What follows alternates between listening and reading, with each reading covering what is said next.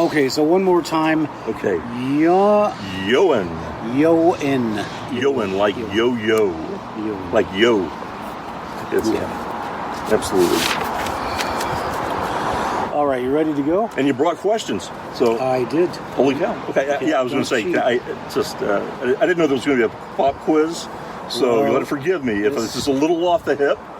This is no pop quiz, this is a midterm. Okay, and if I don't know the answer, I promise I'll make up something that is very, very entertaining. Right. How's that? That's all I can ask for. There you go.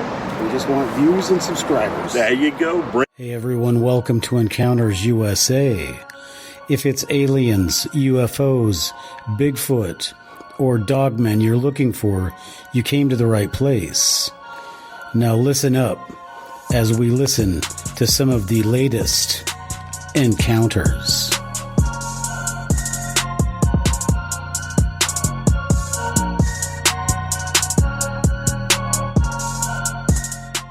Hello everybody, welcome to Encounters USA. I'm your host, author Matthew Hines. You guys, it's October, and as you know, it's not only Halloween this month, but it's also Wolfen month. Now, if you haven't heard yet, at Encounters USA, we're spearheading the movement to change Dogman to Wolfen. And just to highlight this point, we're going out today to check out an encounter that happened in the 90s. And although it happened some time ago, it's very relevant because it happened in Washington State, a place where there's not traditionally a lot of dogman encounters, but where there seem to be more and more. So we're going to go check out this dogman encounter. We're going to go meet up with the North American Dogman Project representative, official representative. His name is Eioen Stewart, and he is going to meet me out near the town of Monroe on the Skykomish River, or in the Skykomish River Basin. So let's not waste any more time. If you haven't done so yet, please hit that subscribe button, and let's get in the Toyota and let's head on out to check out this dogman encounter.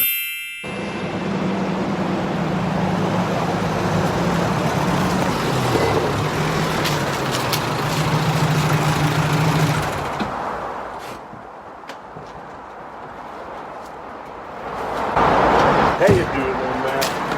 Hey, Good to see you, buddy. Good to see you too. When I arrived and I met Eioen at the site, the first thing that I noticed was it was not going to be conducive to recording. We had a not major highway, but a highway with, now because it's Washington State with all of this overpopulation, never-ending traffic. I thought that was going to be a serious problem. And also the sun, when you get it in Washington State after the month of September, the angle is very harsh. And so it was just a lousy place basically to film. So we chose, or at least I chose, an abandoned house that was under construction, and it was remodeled for the most part with keep out and do not trespass signs, like this one. I told Eioen that not to worry, because in Washington, as long as you're not destroying somebody's property or camping out on it, then people really don't care if you're there for just a little while. So we went ahead and we set up the interview. All right, so I'm sitting here with, and tell me if I'm not saying it right, Eioen. I'm never going to get that right. I'm sitting here with Eioen Stewart. Got it right there. That's good. I'm sitting here with Eioen Stewart, and Eioen is a member of the Washington chapter of the North American Dogman Project. Absolutely. So, Eioen, first of all, I want to welcome you to Encounters USA. Thank you very much. I appreciate that, Matt. It's a pleasure to be here. You know, Eioen, that we have a lot to talk about because there's a lot of things you're doing that I had no idea, being from Washington State, that you're even out here doing. So it's going to be a nice little podcast because you're going to enlighten us, our listeners, and the people of Washington State as to what's going on with Dogman And we're going to be talking about Dogman and the Wolfen in a little bit. Yeah. But for right now, for you, we're just going to call it the Dogman. Right. And we want to get people aware of what's going on in Washington State. And right now we're sitting on a site where there was a Dogman actually almost run over on the road, which is why you hear the cars. In a little while, we're going to take a stroll, and we're going to check out these different sites. But first of all, let's go ahead and let's talk a little bit about you as an investigator. Give us a little bit of of who you are and what got you interested in the Dogman. Okay. I born and raised in Upper East Tennessee. My family also born and raised in Upper East Tennessee. Went to, my whole life was spent in Tennessee up until age 20 when I, got out of university and went into the Marine Corps. And then that showed me the world. I had never actually eaten at a Taco Bell before then or anything like that. And what got me interested in this was two things. First, I did start to have an interest in what most people I think would just classify as the paranormal in general. That's because, I won't go into great detail, because the family of when this happened and such are still alive and they're still in that area. But my parents moved into a house when I was age 12 and it was haunted, without a doubt. A person had committed suicide in the home. I was not aware of that as a 12-year-old. And so my mom and dad thought they were hiding something from me.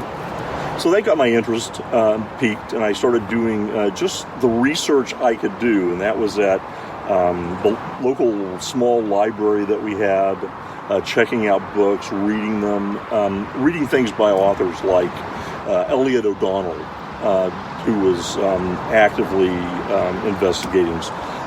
James Wentworth Day, another just amazing person from the standpoint of not only ghosts, but if you're into fowling in Essex, he's the man. And also was got very interested in what at that time and before Hans Holzer had been doing. And I really took a lot of my cues from Elliot O'Donnell, as I said, James Wentworth Day and Hans Holzer, with regards to investigations. I had no equipment, obviously, but I did keep copious notes, and I was fortunate or unfortunate enough, I saw it at that time as unfortunate enough to be located in Ghost Central, which was my house. From a cryptid standpoint, I got more interested in the cryptids in general, only because when my mother was very young, there is the Ouija, that is a Native American spirit, I would say, or and I say that I believe that it's both the Ouija and the Creeks that are part of that area that we're from in Upper East Tennessee, Western North Carolina, and they have their traditions regarding this. My thought was later in life that, wow, this could, when I first heard of Dogman, the word Dogman from the Michigan Dogman, that possibly this could be the same cryptid. My mother heard for, I believe it was at least 3 nights running in her neighborhood, that, when I say neighborhood, this is a small group of houses surrounded by trees and backed up against mountains. This unearthly call that absolutely, she said, it would send ice down your back. And she was not the only person that was there hearing this. This was heard by everyone that lived there, and actually scared a lot of people. A lot of the men got their shotguns and rifles and such, and went looking for whatever this might be. And they had their own theories. They call it Wampus Cat, which is a spirit I would say, a paranormal being that looks like a large cat of sorts, and walks on its hind legs. And it's called by the natives in that area the Wea. And so I got interested in cryptids through that. I don't think there's anyone that has ever been associated with any aspect of cryptozoology. And I went to school and studied anthropology, zoology, history, and started getting, more in depth, and kind of, my mom would have said, going towards the dark side, looking for things that other people aren't really looking for. Myself and a group of us, when I was at university, we used to go out and, for lack of a better term, ghost hunt. And but really got interested, and I think everybody that's ever done this, if you say the term werewolf, one, we've all seen the Wolfman. Two, we all know that Eddie Munster had Wolf, which was his teddy bear, which was a stuffed wolf, a werewolf. And we know that Grandpa turned into a wolf on the ship when the Munsters were going to Munster Go Home in that movie. So I think everyone is intrigued by a werewolf. I think that it's something that, and what exactly a werewolf is, anyone's guess, at least I would have said 30 years ago, anybody's guess would have been, what is this? Well, I would have probably told you it's a myth that ignorant people came up with to describe various, I would say, out of the everyday experience events that they were having at that time. I've changed my mind quite a bit. Okay, so let's just go. You started out with you're living in a haunted house, basically. I absolutely, and it still is. My daughter owns it. And you became interested in the paranormal, and you were basically into ghosts and goblins, and then you found out about the werewolf, right? Right. And what's the age? What age are you then? I'm 1976, 77 time frame. So I was probably 16. Okay, and so, but you didn't. We're sitting in Washington State, right? And we're going to be talking about an encounter that happened here. But the area that you're talking about, I talked to Scott Carpenter. He's from Tennessee. Yep. And you guys have such an amazing history of all these different creatures. And I have to ask you this because I was stationed in North Carolina. Okay. One night we're out training, and you talk about this wampus cat. The wampus cat. And I hear this. Yeah. I don't know anything about it, but I heard something screaming behind me. I thought it was a woman. Is that? Absolutely. Yeah, that could be. I mean, it's one of these things that you would say, is it?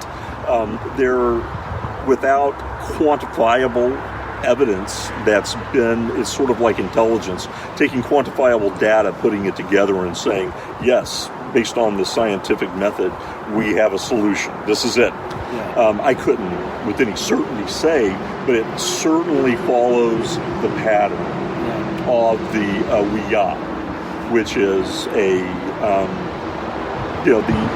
I would say the natives in that area, the tribes that were native to that area, believed it to be a spirit, immortal of some sort. My own belief is that, let's say, the Lakota would have called it a Nagi, which is an elemental of sorts. It's never been alive, per se, as we would think of flesh and blood, but it is a spirit, and it can be good and it can be bad. Okay.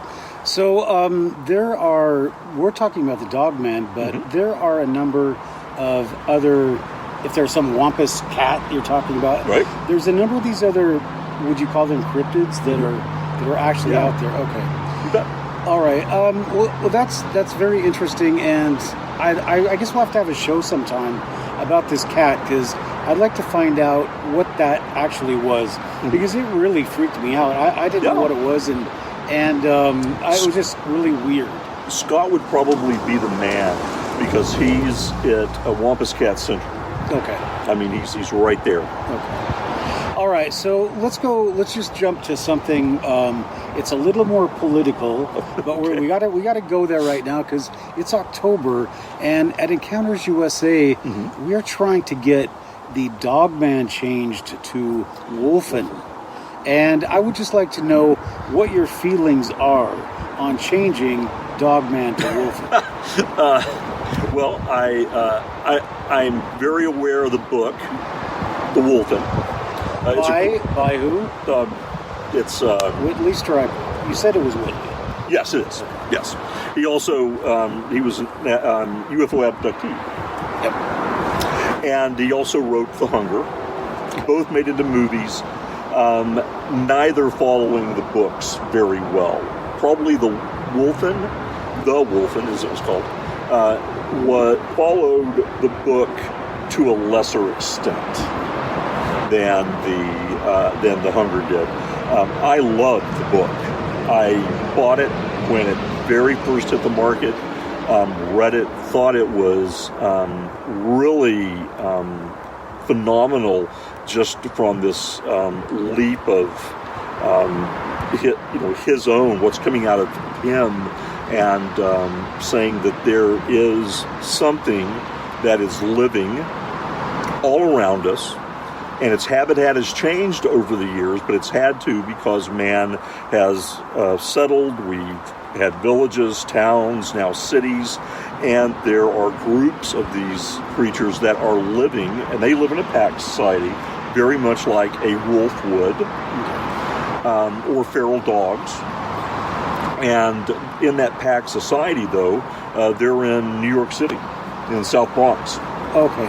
Now and it's great. Okay, well, that's something that we need to jump into. Have to be political and say, I'm not for it, but I'm not against it either. Oh, well, that's certainly a politician's reply.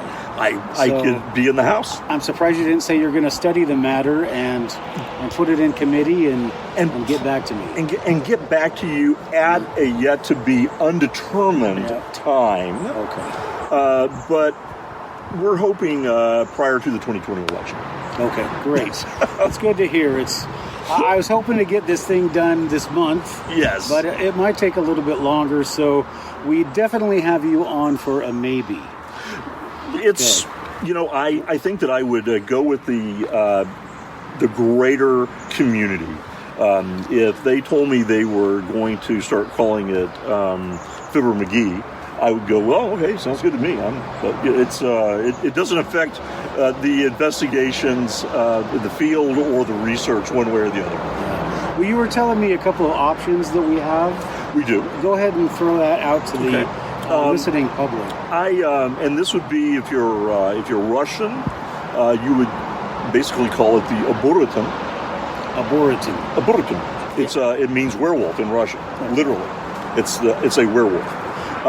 If you were in, let's say, the Lakota language, Sukmanitu Tanka Nagi. What that is, a Sukmanitu Tanka is a wolf. And a Nagi is a elemental spirit of sorts. So you put the two together, that's what you come up with. And that is from my own perspective, and I want to preface it before we would even go with that you ask 10 people that study this, or study cryptozoology, or the paranormal, whatever it might be. Even aspects of this fall into parapsychology. There are aspects of it that do. You ask 10 people, you're going to get 13 answers. Yeah. So, what is the phenomenon? What is this, what I would call a compelling, complex phenomenon? Okay. That's what it is. But from my perspective, the Sukmanitu Tanka Nagi, or it being more of just, you would just say Nagi, Hon also is a spirit in the Lakota language, but the Nagi is a very specific type of spirit. And I myself, I lean that way. If it wouldn't take much of a push to have me fall right into that camp. Okay. But that's based on my own research, investigations, and quite frankly, subjective reasoning.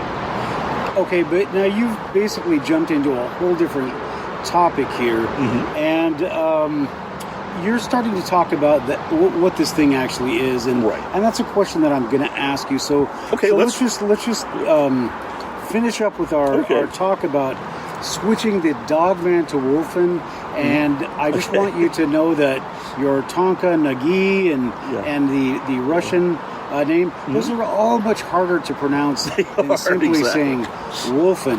And I just want to throw in here, before we finish, that the movie Wolfen, are you familiar with Carrie Cassidy of Project Camelot? I am not, but I'm familiar with the movie.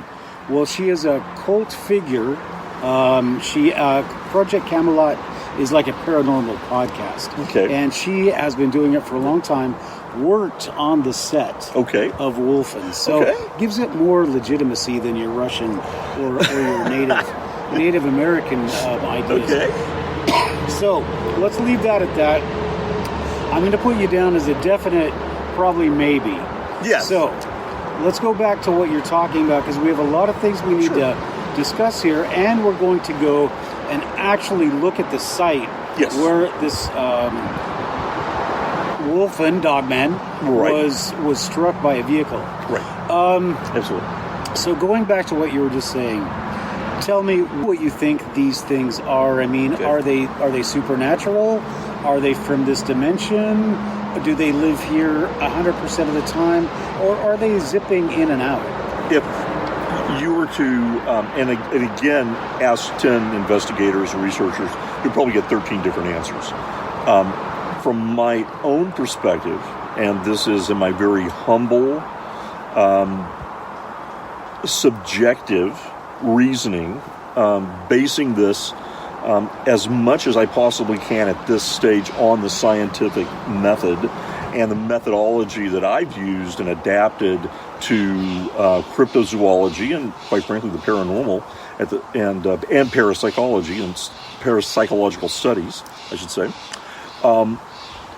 I would say that they, one, do not live on this plane of existence, in this universe 100% of the time, that they have commonality no matter what the affiliation, the country, the continent, there is commonality, and that's why I bring up the word Nagi, because it's a very specific type of spirit. It's an elemental that is never been flesh and blood here, and it is transdimensional in nature. Okay.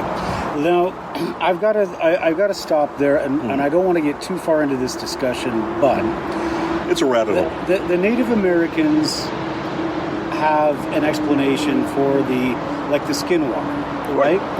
And I've written a book about this. It's called Deceptions of the Ages, but a lot of the times we're limited when we see technology we don't understand by our own vocabulary. You don't have the vocabulary for that technology, so you're talking about a Skinwalker being, or a Wolfen, or a Dogman, that you're talking about it being somehow from the spirit world. Not a Skinwalker. Okay, but if you don't have the technology to understand other dimensions, you don't have the vocabulary to understand that people might come from another planet, but really particularly this other dimensions, a quantum field. If you don't have the I mean, we talk about angels when we talk about UFOs, but now we don't talk about angels because we know, well, those are flying, because we have kind of the same thing. So, you've said that they're spiritual. Yes. But is that they're spiritual for some people who don't understand the idea that these things come from different dimensions, so they can only describe them as spiritual? I would think that they, actually, it would be just the opposite. I think in my own humble opinion, and this is, again, based on research, based on actually speaking with tribal people regarding this, that they would be perceived by someone seeing them and the interaction as being absolutely solid flesh and blood. They would believe that to be true. They would believe that they were looking at something that their entire life they had been told was mythological, folklore, whatever it might be, but not real. We've got funny movies, Teen Wolf. We've got scary movies. I like the most recent Wolfman. I think it's great. They did the color. It's amazing. I think it's an amazing movie, especially if you look at it from an artistic standpoint. But we've all heard of this. I had to wear a Wolfman costume for trick-or-treating as a kid, being October. But at the same time, that these people that had interaction with these beings of intellect, these are not something that is an illusion or robotic. This is something that has intent and it has intellect, and it does to a degree have freedom of will, that based on its interaction on our brain. If you are looking at the M theory that we're on, our universe is on what's termed a membrane in string theory. So they're coming from their brain, their membrane onto ours. They may fall into something that people would perceive, at least, as being more than natural. So I myself would think I would call that being preternatural. That, okay, I'm seeing this thing, and it looks like it's flesh and blood, but it's doing stuff that a flesh and blood animal just can't do. Oh, and by the way, I need to go somewhere and change my pants, because literally this would be a living nightmare. Okay. All right. So, you open up so many different avenues for questions, but so you've said that the thing could be spiritual, but the Native Americans say that it is real. It's flesh and blood. It is spiritual from the standpoint that it is transdimensional. Okay, and this is a big question that I have. Is the Skinwalker, the Dogman Wolfen, are they the same thing? No. I do not believe so myself, no. Okay. So when we're talking about you're talking about the Skinwalker, it's taking any form. Right. But we're talking about the wolf or the Dogman. Or Dogman. And what I'm not speaking in terms of a Skinwalker when I'm speaking now.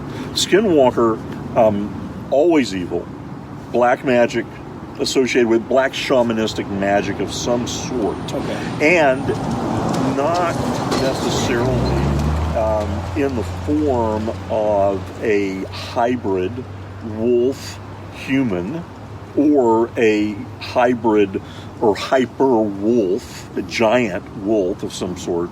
Skinwalkers, my understanding, and again, my humble understanding of this, and I do want to say that I do treat this very delicately, because I know it's religion, and it is an aspect of a religion that is just as viable as any other Are you talking about the Native religion. American? Native American, absolutely. So I want to tread lightly with this. Don't want to offend the Jehovah's Witnesses. Well, we might not. And the Latter-day Saints. Yeah, we may not want to do that, but and we don't. Of course, we don't. We don't want to do. Why would you want to do that to anyone? But the Skinwalker is 100% evil. It can, though, take various forms. But can it be a Wolfman? Yes, Okay. in theory, it could. Absolutely, it could look like one if it wished to do that. Just to scare the crap out of you, maybe. The latest and greatest that I've heard from a Skinwalker standpoint was a gentleman that was he was living on Navajo land and lived there his whole life. He was not native, though, to the Navajo, and he was trying to help what he perceived was an injured dog. And it wasn't. It was a Skinwalker. And his spirit, spirit, chi, whatever it might be, whatever the flavor, was poisoned. And it took a tribal holy man to draw that out of him. And even with that, he would have, according to the tribal holy man, he would have died. That was a Skinwalker. Okay. So nefarious, I would say. Lots of different theories, I don't know if we could say hypotheses to a degree, because there are some aspects of it that are science and even cryptoscience, so unknown science that we just don't understand yet. We may never understand, who knows, but at the same time, the Dogman, Wolfen, whatever we want to call it, werewolf phenomena, this complex and very compelling phenomena, is purposeful, at least in my humble opinion. It has a purpose, and it serves that purpose very, very well. Okay. I have to ask you, so I know you don't know the answer, I'm just asking you to speculate. Mm-hmm. Could the Dogman be a result of, because we're talking about the Skinwalker mm-hmm. being evil, mm-hmm. could the Dogman be a result of evil maybe that we're committing, the attitudes that we have? Maybe they are a reaction to some of the things that we're doing? I believe that, and again, this is just based on both research and field investigation. And I would say that and again, humble opinion, I want to keep saying that because it truly, have I got anything that is quantifiable to say this is factual? Absolutely not. But it's as factual as anything else we have. Because if we had all the facts, we could say, okay, well, it's a giraffe. Who's interested in studying giraffes? There are zoologists that study giraffes. Not as compelling as werewolves, I'll tell you that, at least from my perspective, but there are people that study giraffes. If we knew everything about this, we'd be like, okay, bang, close the book, that's it. On to the next. We don't. And so this is a journey of discovery, especially for someone like myself that doesn't come, again, in my humble opinion, from a tribal background. I've had 2 DNA tests, and I'm probably the only person from Upper East Tennessee that does not have a drop of Cherokee blood or Creek in me, not of any Native American blood. So everybody in my family, we are Scottish and Irish, and came to England and then came across the pond to North America. But at the same time, this would be my understanding, and I've asked, because I haven't asked Native peoples to be absolutely direct with me, only because I'm not Native. I'm not privy to the esoteric elements of their religious beliefs. It's none of my business, really. But I've said, based on what I'm going to tell you, and I'll tell you exactly what I asked them, or told them. Didn't ask, I told. Do you see any credence in this whatsoever? And I was told, yes, you are on the right track. From this person's perspective and their tribal understanding. And here's what it is.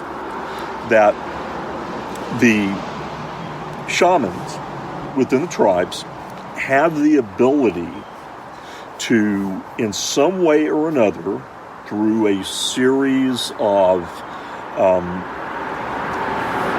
their belief, their observation, manifestations of the physical, like a stone, and nature, and also the spiritual world that they understand, and have the ability, born with ability, to in one way or another actively interact with it. If that makes sense, they can do this. They have asked that there be a guardian on their land. And what is this guardian doing? Well, it's very much like a Nagi, which can be a guardian. It can be good, it can be bad. Is it the dogman or it would be a dogman, not a... So that's the guardian. It's not a skinwalker. Yes, not a skinwalker. Okay. The guardian would be a dogman. Okay. It would, and there are various names for this, I'm sure, on every continent on the planet. Okay. It seems, based on research, that these guardians of sacred land, and to the tribes of North America, if we think about it, we can't drop a nickel without it touching sacred land, because the land is sacred. It is spiritual in and of itself. Before you showed up today, I asked permission for us to be here, and I gave thanks to whatever might be here, and gave it an offering of tobacco. Cool. So, and that's, am I part of that tribal culture and that belief system? No, I'm not. But you know what my feeling is? Better safe than sorry, and a lot better to be safe and say I'm showing proper respect when I'm trespassing in territory that some people and certain transdimensional beings might say, you've got no business here. And so with the dogman itself, or the wolf, or whatever we want to call this, what it's doing is telling people that are not from the tribe, or may be from the tribe, but either being in a certain place has set off this, it's like an alarm system. It's been set off. And it can possibly come and go very freely, but there may be times when it's compelled to come from its state of natural being into our universe.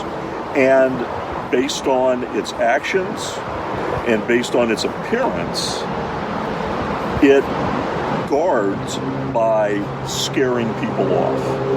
You're being told, and this is something that does fall into into parapsychology and the very focused discipline, scientific discipline of parapsychology, would be mind-to-mind communication. There have been multiple witnesses who have reported that they have gotten the idea in their mind as they're seeing this creature, whatever it might be, this being, that it's telling them without speaking, I see you and I know you see me.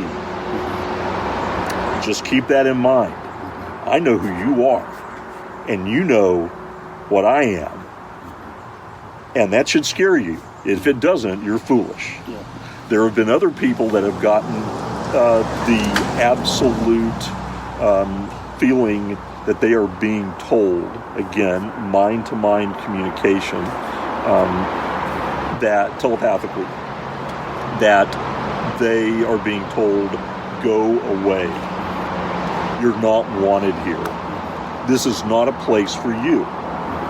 Because if we look at the hundreds upon hundreds of sightings. How many of those sightings are actually someone being attacked, like we would think of as the classic werewolf, the transformation on a subatomic level of a human being into a hybrid wolf, attacking the person, eating part of them, and then running off in the darkness, and then turning back through whatever way that might happen into a human being. Yeah. You don't see that with the Dogman sightings. Right. What you see is people see it, it scares them, they feel scared, and they leave the area very quickly. And even in Washington State, there is one sighting where a person who had been a very outdoorsy type individual since he was a child had a sighting here in Washington State, and he has said that he will never sleep in the outdoors in a tent ever again. Okay. Because he knows what's there. Well, I think that I've been looking into this for a while, and you've answered one of the questions that I've had, and that is, why are they here? What are they doing? What are they doing here? And what is the purpose of them? And if they are here to protect the land, I mean, that really syncs with all the stuff that I know, of all the stuff that I've heard. Do they go across all tribes, all cultures? I would think that based on the sightings worldwide, that they must. Okay. This must be something that is that maybe not all, like as in 100%, but a large majority. In other words, it's not confined to one tribal religion, but it is multicultural, multinational, multi-continental in nature. Okay. And because one of the things that I've noticed, because I listen to these, I think it's Dogman Encounters they have a podcast, and it seems to me that these things are increasing. And they're, I don't even want to go into this tirade, but we're in Washington State where they have destroyed, and they are, as fast as they can, they're destroying the most beautiful land in the United States with no checks. And all these so-called environmentalists, they are making money as fast as they can, complaining about, global warming, but they are tearing down these forests, they're putting up these towns, and they are just packing people in here so fast. You go down the roads, they are full of trash. And these people that are coming here have no respect for anything. And so now we're having Dogman sightings. Gee, is that a surprise to anybody? And if you say that these are forms of Native Americans protecting their land, then that absolutely makes sense.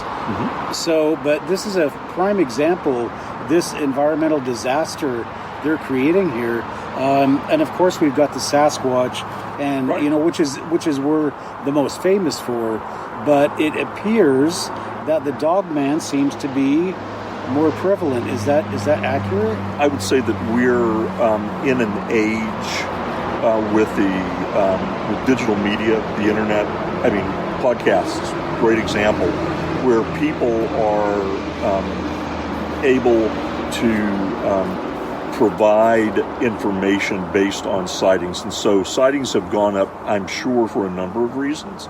One is that there's an outlet for people to go to and say, yes, I've had a sighting. I saw this, and this is what happened. In a nutshell, it's not an investigation by any stretch of the imagination, but is someone at least telling their story. They have an outlet for that. The other would be that that also with the internet comes there comes an amount of anonymity. And believe me, when I speak to people about what I do, and I do this full time, this is what I do full time, I am looked at times as a crackpot. I'm a bit of a nutball. Really? Like, you mean like on TV and, going up in the hills and doing, well, not exactly like that, but generally speaking, I suppose, but I'm bringing scientific discipline into what I do and how I operate. And our NADP, the NADP is very focused on process and consistency and reporting and not jumping to conclusions and specializing and understanding that it's not just research but also field investigation that matters. But I would say that the internet is part of it. The other is that if you, is anyone surprised in, let's say, the Snoqualmie area, and for those that are not in Washington State, Snoqualmie is one of our two big passes through the Cascades, Stevens Pass and Snoqualmie Pass, and it's the second of the large ones that's right now south of us. Are we surprised that we run into mountain lions more? Are we surprised that we're running into nature more and more in our backyards? Black bears. We now have wolves in Western Washington. Actual wolves. They've crossed the Cascades and they're here in Western Washington. Coyotes. I myself live in a subdivision outside of the city of Seattle, and I have trees all around me. And guess what? I've also got coyotes. Does that surprise me? No, not at all. So if, let's say theoretically, from our standpoint, but absolutely from possibly a native. Hey, how are you guys doing? Good. Sure enough, we were just a few minutes into the interview when the son of the property owner's son came out and wanted to know what it was we were doing. But once we explained we were with the North American Dogman Project and Encounters USA, well, the owner's son was very impressed, took our cards, and said we could do whatever we wanted, and he couldn't wait to check out our videos. So, good stuff. And so we continued on with the interview. We had a little interruption from the property owner.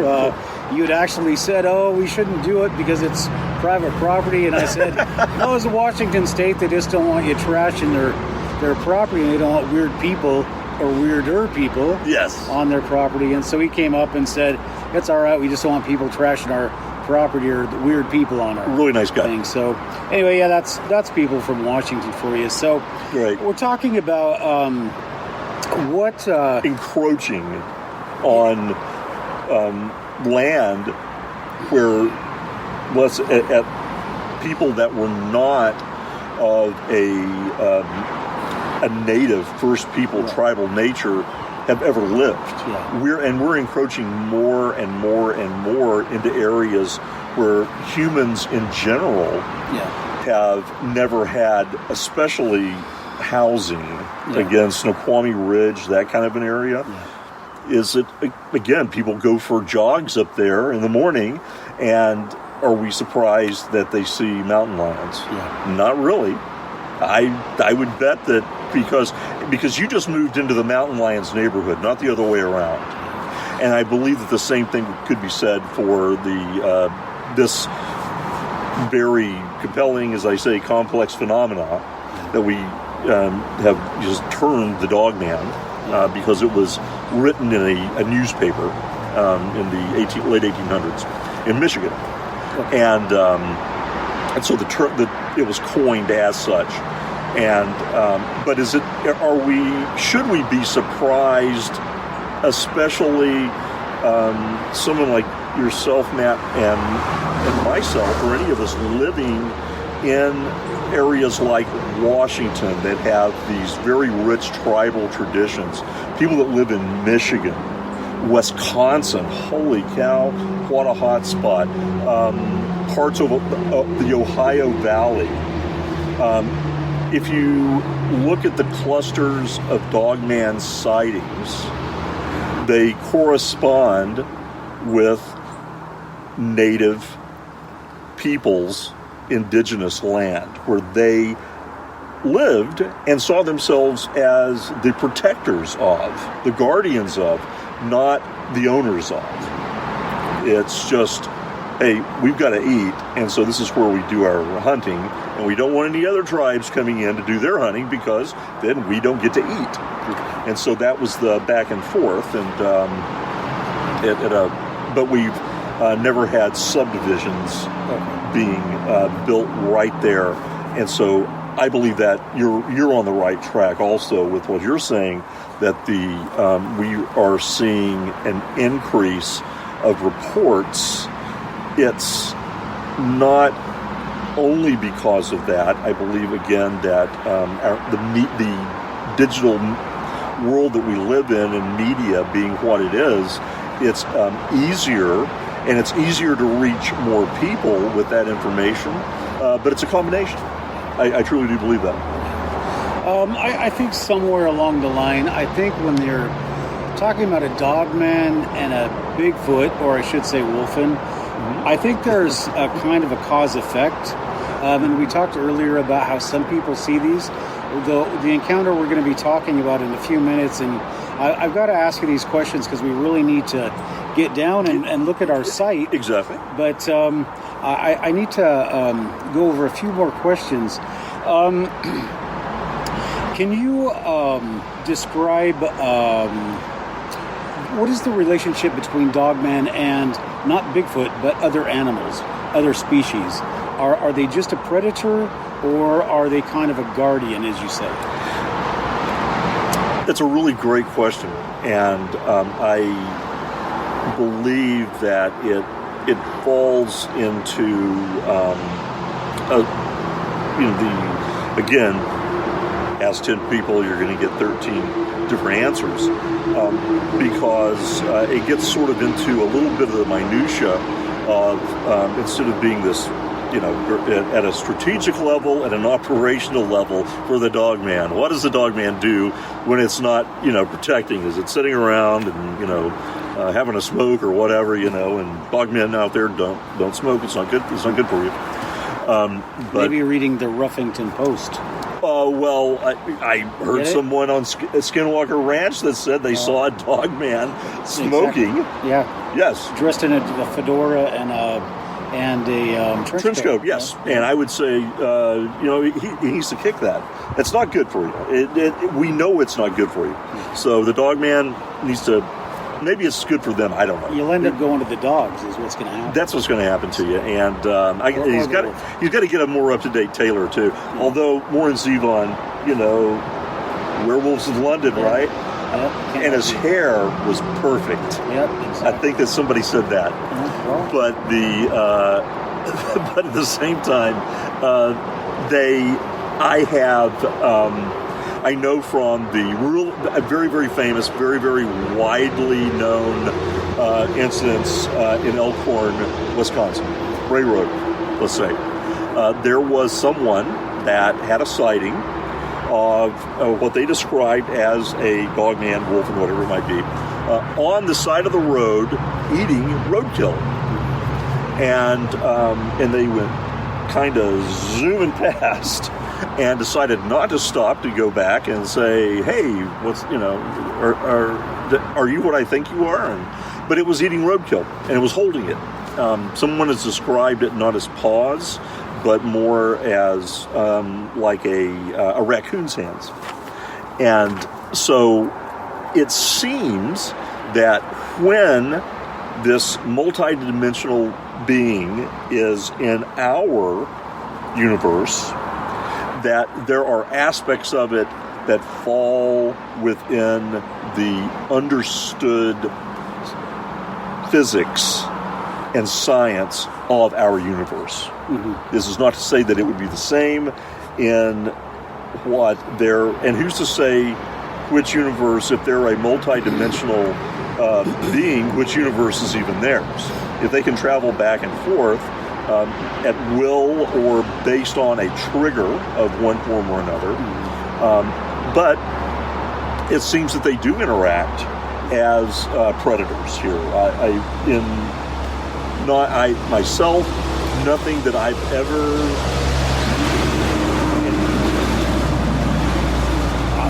And again, that I've ever encountered myself in research that I believe is credible of them feasting on human beings, but definitely maybe cattle, horses, livestock of some kind, roadkill as an elkhorn. I think that the photos that I've seen of the trail cam, the 3 shots, roadkill there. Suddenly, the next shot is a mist. Next shot, roadkill's gone. Bang, bang, bang. That fast. It's been at least postulated that it's possible that photographing this transdimensional being, whatever it might be, because we're trying to capture it using the physics of our universe, capture an image, that's why we don't have solid images of it that you can look at and go, oh yeah, that's a Dogman, all right, no doubt about it. Well, I think that the studies of this stuff, especially if you watch the video I did on Skinwalker Ranch or the Nimitz Tic Tac UFO.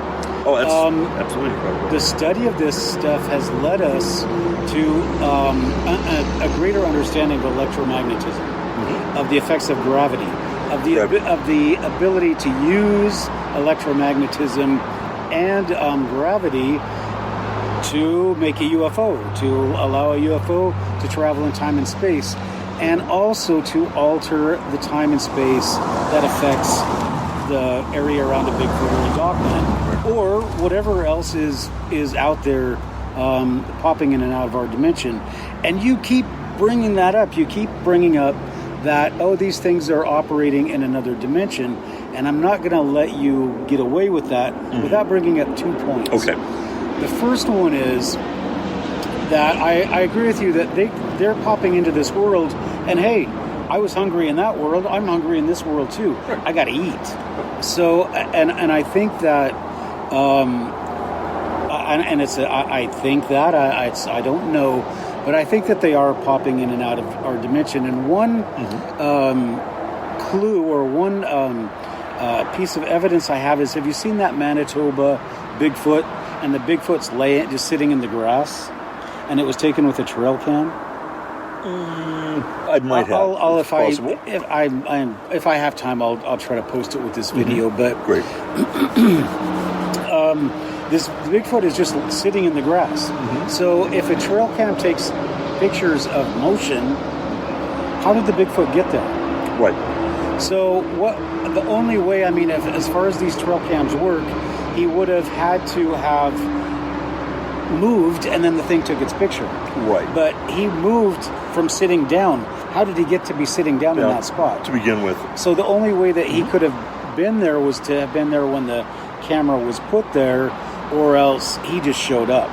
Some cams are also triggered by heat signatures. Well, but it's the same situation. Yeah. He's just there. So why did the trail cam not take its normally set up for 3 shots like that? Why is it not showing motion? So a shot of it coming into frame, a shot of it setting, and then maybe a shot of it setting because it's taking a rest next to the trail cam. It's the same can be said for the very famous one from the Elkhorn trail cam, where roadkill missed, no roadkill. What is it? Again, you go to I have no earthly idea.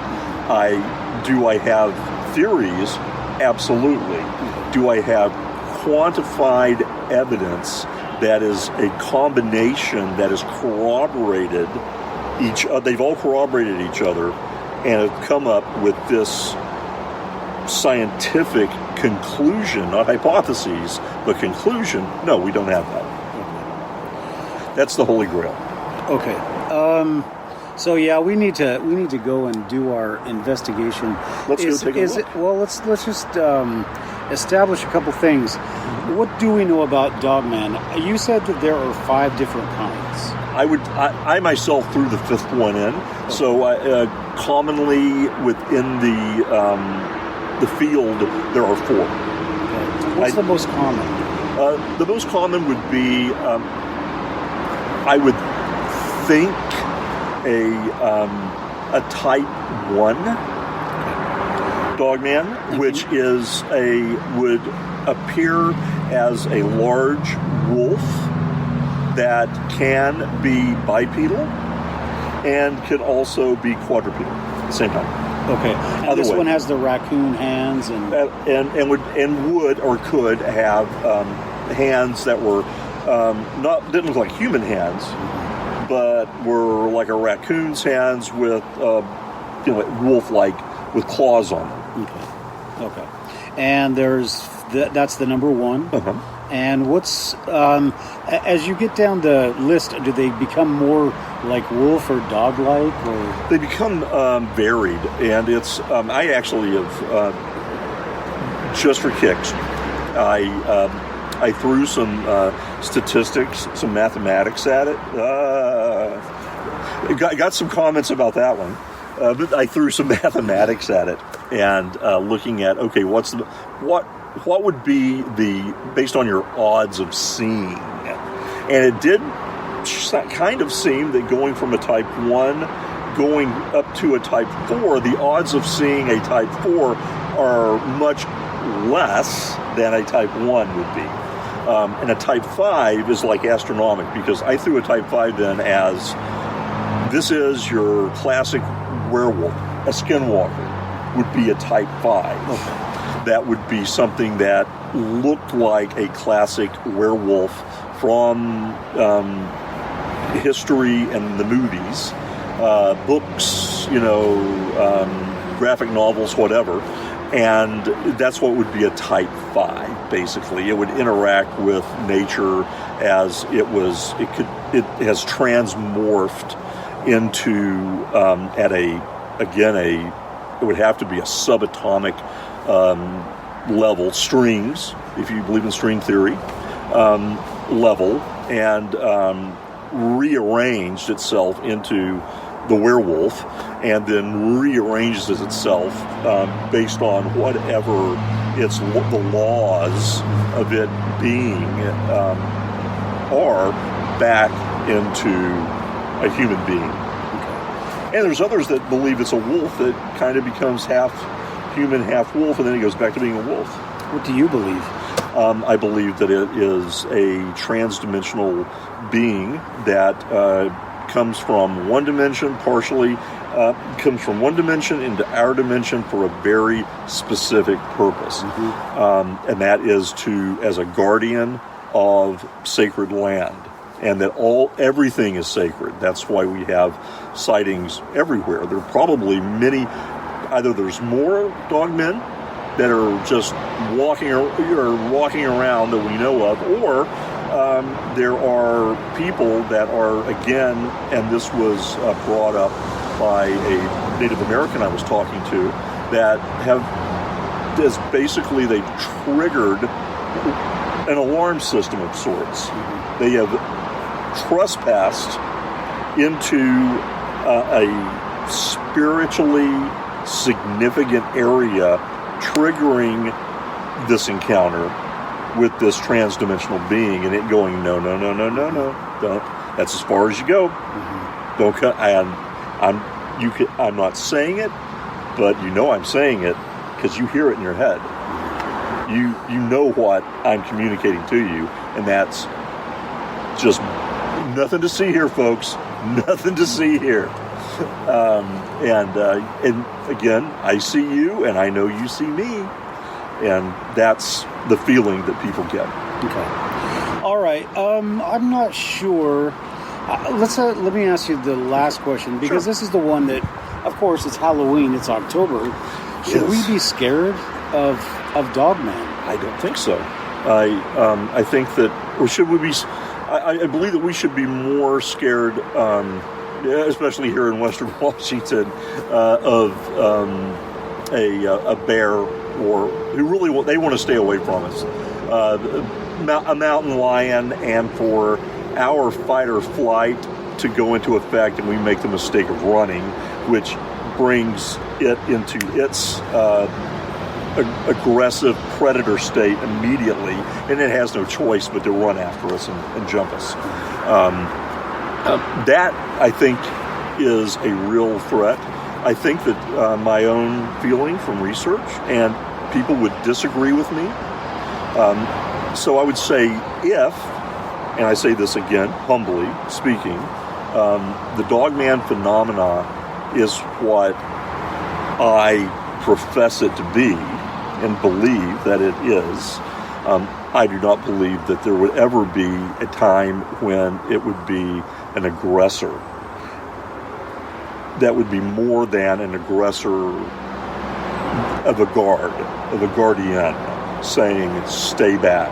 Now, if someone pushed it, I don't know. I've never heard of anybody that's pushed it, and that I thought was credible myself.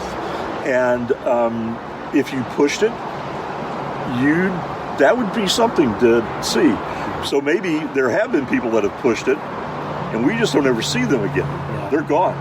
Well, that's why we don't hear about it. Yeah, and that's one thing I wanted to add is that I don't agree that they're completely these friendly, fluffy creatures. There are people that have talked on these different podcasts about they'll come and knock on your door and you'll go out. Oh, there's nobody there, and they'll be waiting on your roof, and they'll just grab you by the head and pull you up. And people, they will run across the road, and you stop. What was that? And they'll drag you out of the car. And guys say that there's all these empty houses, empty cars. People come up missing, and we talked about the 411. Maybe this thing has a hand in that. So I understand what you're saying, but I think that it is something that you have to be concerned about. Well, I would say that, and saying that they're fluffy, kindly, gentle, it's probably too far. Uncle Dogman, the kindly, gentle Uncle Dogman that comes to visit us from time to time. I don't believe that in any way, shape, or form. But as these are by design, they're to interact with our deep subconscious, which is a primal fear that comes over people.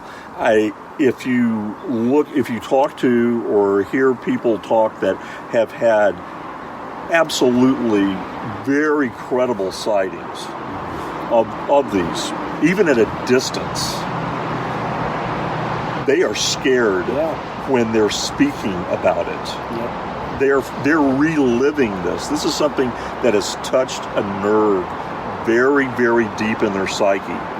And it's left an imprint very deep in their psyche. I don't doubt that at all. I can say that virtually anything is a possibility. As I said, I grew up in a haunted house. I lived in one later. That was even more haunted. My family moved after 2 years from that house.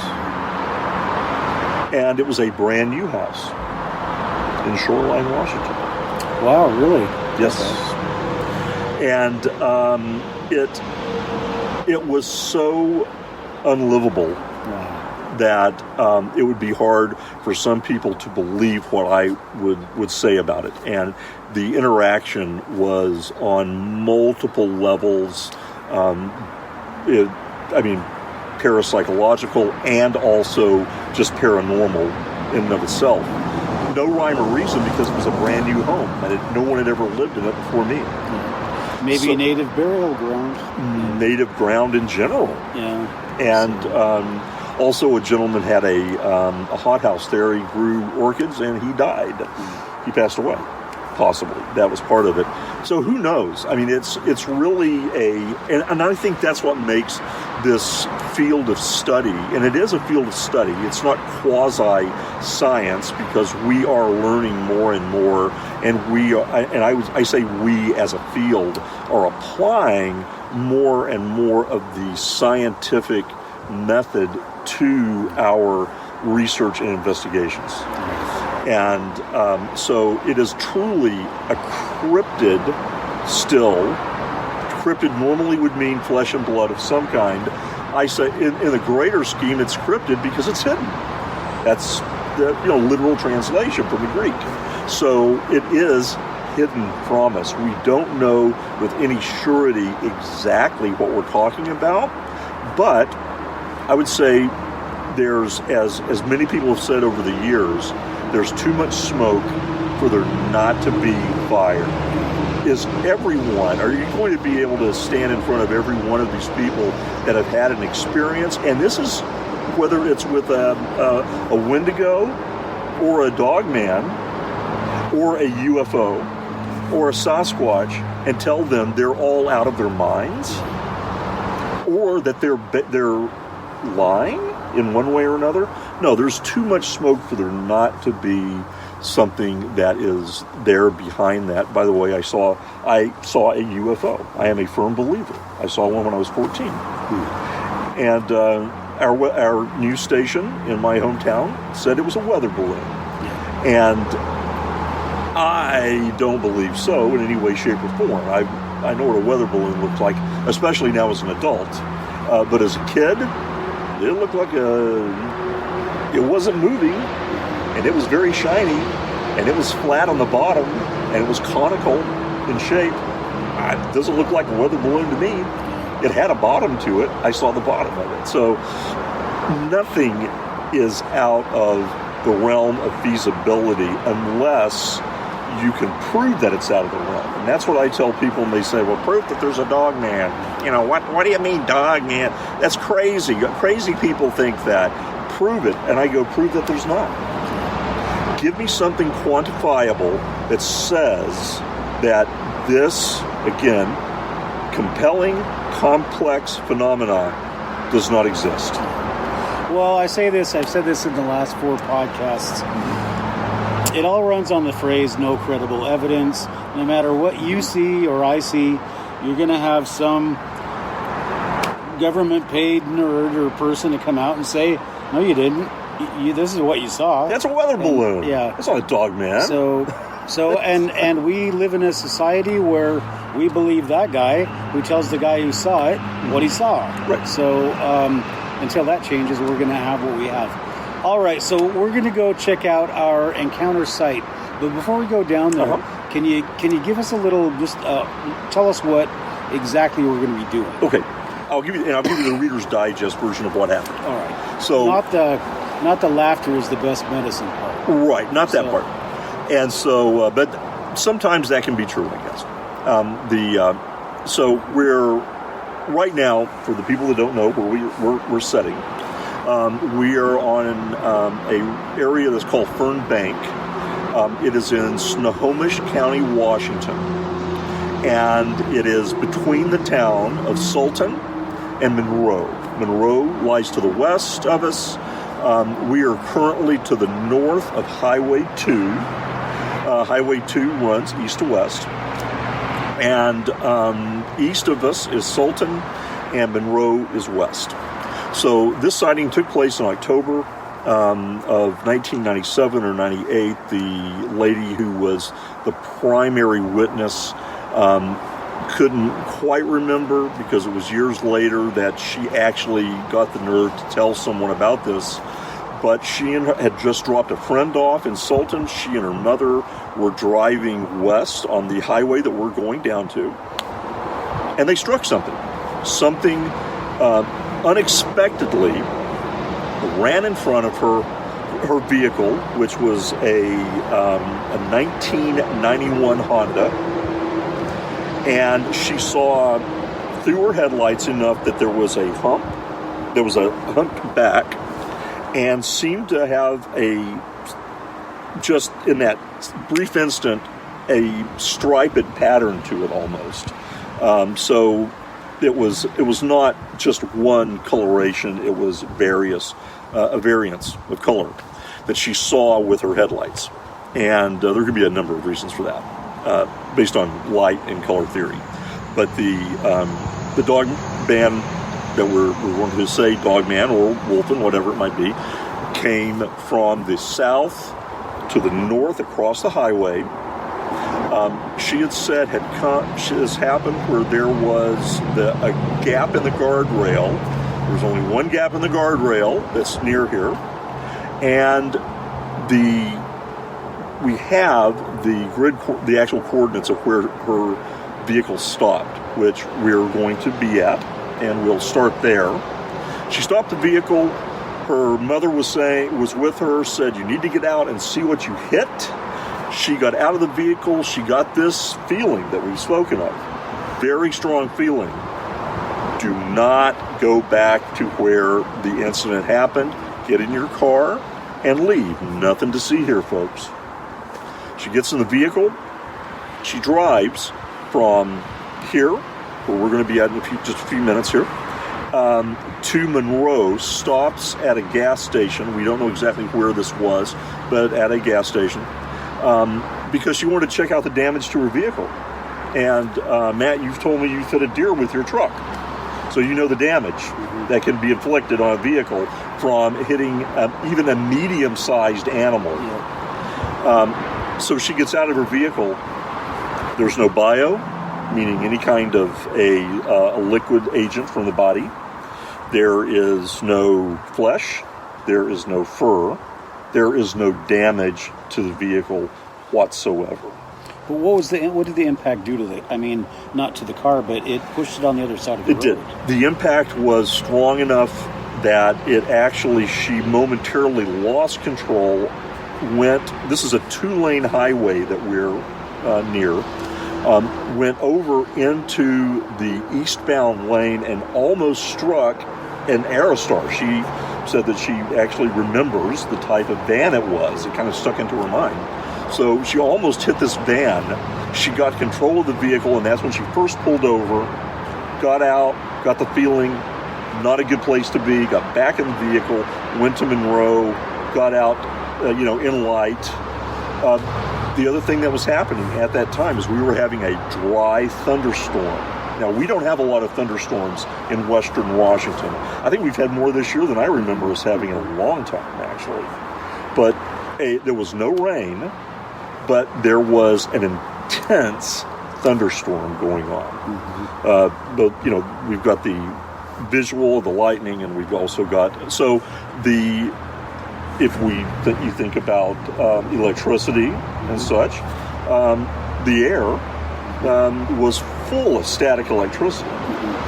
And, there was, according to the witness, thunder that was so strong, people's houses were feeling like they were shaking. It felt like people were feeling this miles apart, and it felt like that it was happening right overhead.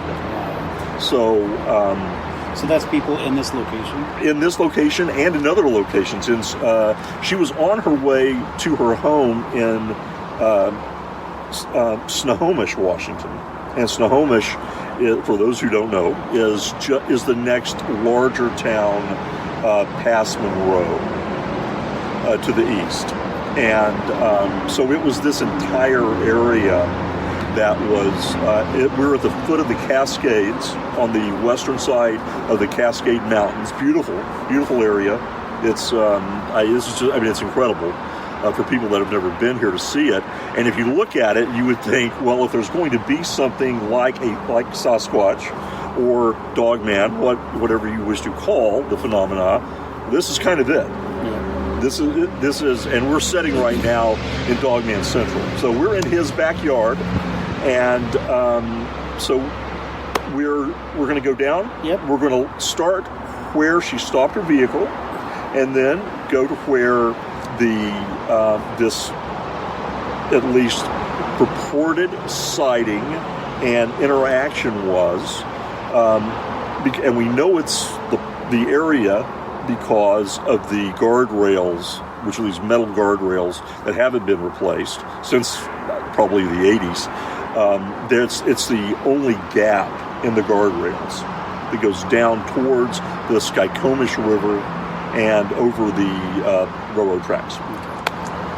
All right, so what we're going to do, because when we get down to the road, it's going to be very noisy. It's going to be very hard to, won't be able to talk, we're just going to, we'll try to do some recording, but I'll just basically take some pictures and video, and on the podcast, you'll be able to, I'll just narrate over the pictures and the video, so we don't have to worry about recording too much audio down there. Okay. All right, well, let's go check this out. Check out the Dogman encounter. And you got it, buddy. All right, let's check this out.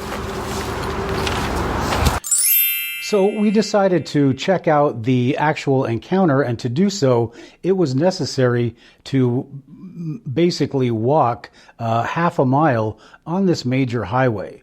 So we will go ahead and walk up. First of all, we're going to walk up to where the car actually stopped after hitting this Dogman or Wolfen.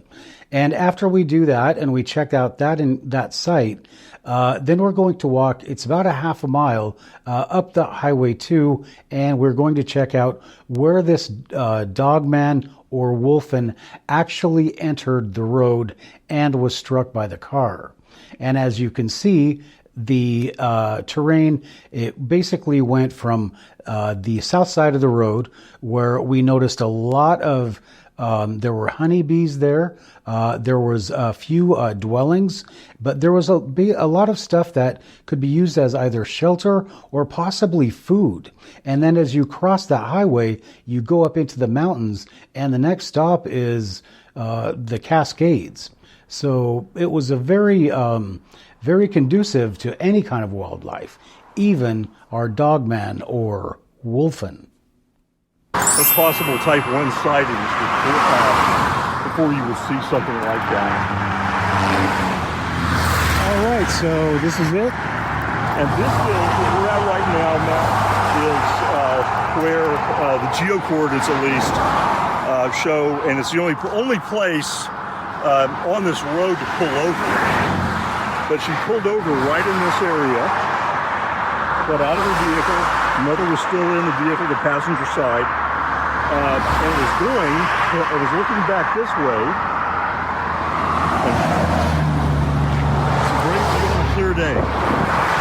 But going back this way to where the incident actually happened, and where she had the collision, and kind of went out of control a little bit, got back in control, and came up here, and going at approximately 60 miles an hour, it takes approximately 30 seconds to 35 seconds to get here from where that actually happened.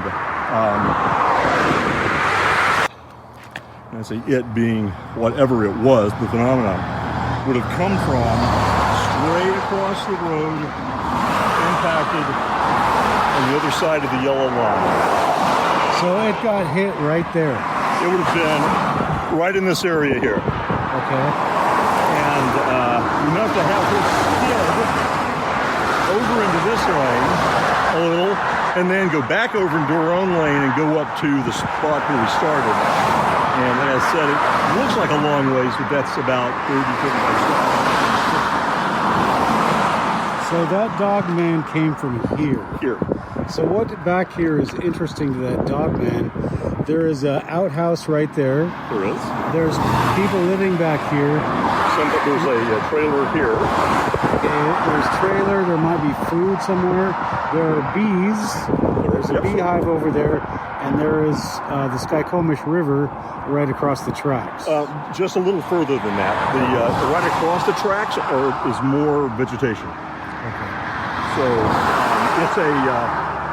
it would be very easy for anything that didn't want to be seen, I don't care, I mean, within reason side, to hide very effectively anywhere in this area unless it was standing right on the railroad tracks. Yeah. So, but what it did is it came up this road and then it ran across here. But why would it be running so fast at night that it runs in front of another car? Exactly. maybe something was chasing it. Who knows? Well, exactly, and I think that's the we don't know, and that's again part of those golden nuggets that we would like to have that would at least be something quantifiable to say this happened here because it's even so. This is one of the. It could be a number of. I had a person, a tribal person, asked me, "Have there ever been any sightings where there was one person that saw it and another person was standing and didn't see it?" And I'm like, yes, that's been reported. Sure. So, all right. So the Wolfen Dogman, they get hit right here, Right. and then she does what? She just keeps going. Right. She until swerves. Gets up there. She swerves and then gets back into this lane. I mean, at night, this isn't, and especially if you look in the late 90s, there wasn't much traffic on this at all. Yeah. I mean, people are going right now because they're going up to Stevens Pass. Yeah. But the Snoqualmie Pass. Or Snohomish Pass, or whichever pass. Stevens Pass. Is it Stevens?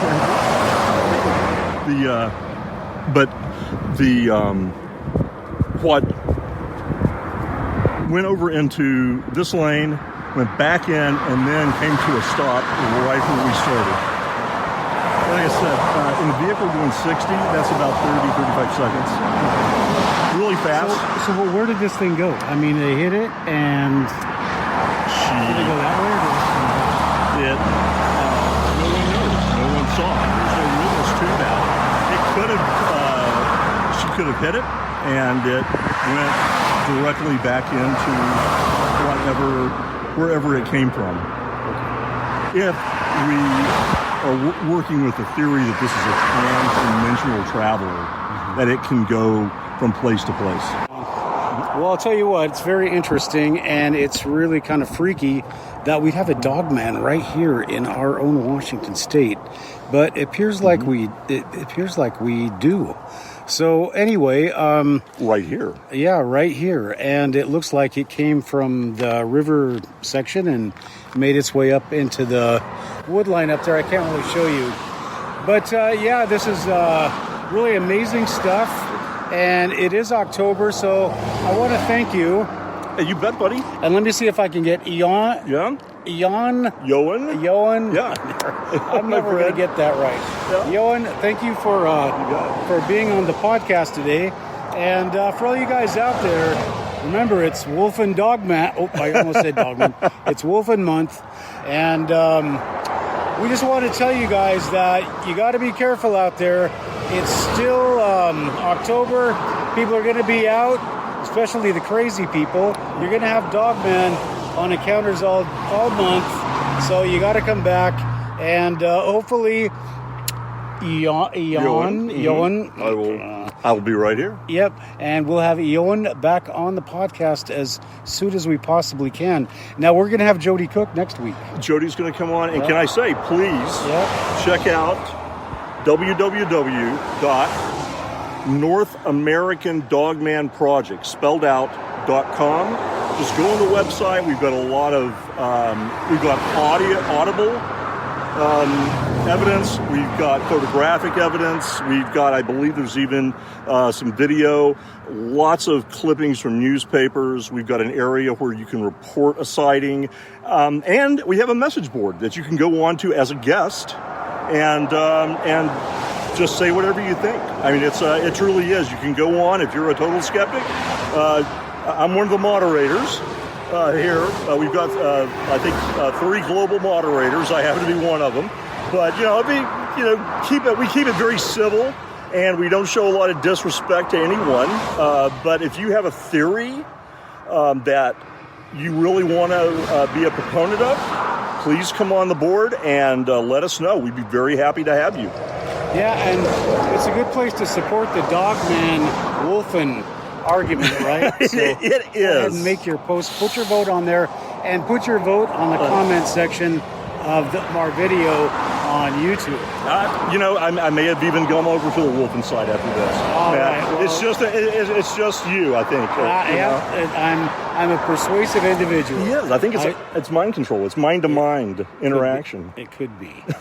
All right. Well, it's very nice to have you on the podcast, and thank you. I it's really an that. honor, and it's really nice to get in touch with you, Dogman people, in Washington State.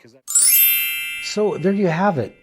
We have seen the evidence, we have seen the site, we have heard the story, and we have about as much knowledge as there is to have, short of talking to this eyewitness. So let me know what you think. Is this a rational, is this a reasonable encounter? Why or why not? Now, I know it happened a long time ago, but as I said, more and more of these Dogman contacts are happening in the Northwest every day, and we're going to be checking them out. So it's Halloween month on October, on Encounters USA. It's October. Next week, we are going to have Bigfoot. We're going to have Dogman or Wolfen author Jody Cook on. And don't forget, the week after that, we're going to have Scott Carpenter. And the week after that, we are going to have the Frighteners author Peter Laws. So it's going to be some great stuff. So you don't want to miss out. Make sure you've subscribed and hit that bell so you're notified when these videos are coming out. All right then, for all you people out there that are getting ready for Halloween, getting ready for winter, stocking up, getting your winter clothes, and going out and getting ready for your winter sports, don't forget, Dogman or Wolfen, he doesn't hibernate. Neither does Bigfoot. So if you're out this winter, you better watch your back. Thanks for listening to tonight's show. Please remember, if you've had an encounter, we want to hear about it. Go ahead and email us at encountersusa1@gmail.com or contact us at encountersusa.com, our website, and go to the contact form. All right, everybody. Until next time, be careful out there. And if you're out in the woods, watch your back.